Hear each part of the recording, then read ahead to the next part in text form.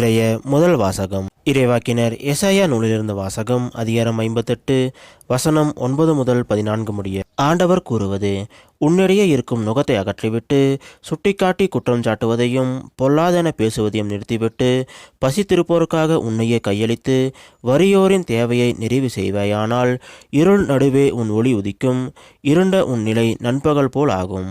ஆண்டவர் தொடர்ந்து உன்னை வழிநடத்துவார், வறண்ட சூழலில் உனக்கு நிறைவளிப்பார், உன் எலும்புகளை வலிமையாக்குவார். நீயும் நீர் பாய்ந்த தோட்டம் போலும் ஒருபோதும் வற்றாத நீரூற்று போலும் இருப்பாய். உன் மக்கள் பண்டை நாளிலிருந்து பாலடைந்து கிடந்தவற்றை கட்டியெழுப்புவர், தலைமுறை தலைமுறையாக உள்ள அடித்தளங்களின் மேல் கட்டியெழுப்புவாய். தகர்ந்த மதிலை திரும்பி கட்டுபவன் என்றும் குடியிருப்பதற்கு தெருக்களை சீர்படுத்துபவன் என்றும் பெயர் பெறுவாய். ஓய்வு நாளின் முறைமைகளிலிருந்து விலகி செல்லாது, என் புனித நாளில் உன் விருப்பம் போல் செய்யாதிருந்து ஓய்வு நாள் மகிழ்ச்சி நாள் என்றும் ஆண்டவரின் மேன்மைமிகு புனித நாள் எனவும் சொல்லி அதற்கு மதிப்பு தந்து, உன் சொந்த வழிகளில் செல்லவோ உன் சொந்த ஆதாயத்தை நாடவோ வெற்று பேச்சுகளை பேசவோ செய்யாதிருந்தால் அப்பொழுது ஆண்டவருக்கு ஊழியம் புரியும் மகிழ்ச்சியை பெறுவாய்.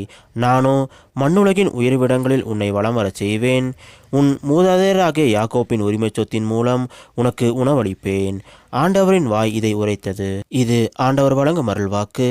இறைவா, உமக்கு நன்றி. இன்றைய நற்செய்தி புனித லூக்கா எழுதிய நற்செய்தியிலிருந்த வாசகம் அதிகாரம் 5 வசனம் 27 முதல் 32 முடிய. அக்காலத்தில் இயேசு சுங்கசாவடியில் அமர்ந்திருந்த லேவி என்னும் பெயருடைய வரி தண்டுபவர் ஒருவரை கண்டார். அவரிடம், என்னை பின்பற்றி வா என்றார். அவர் அனைத்தையும் விட்டுவிட்டு எழுந்து இயேசுவை பின்பற்றி சென்றார். இந்த லேவி தம் வீட்டில் அவருக்கு ஒரு பெரிய விருந்தை அளித்தார்.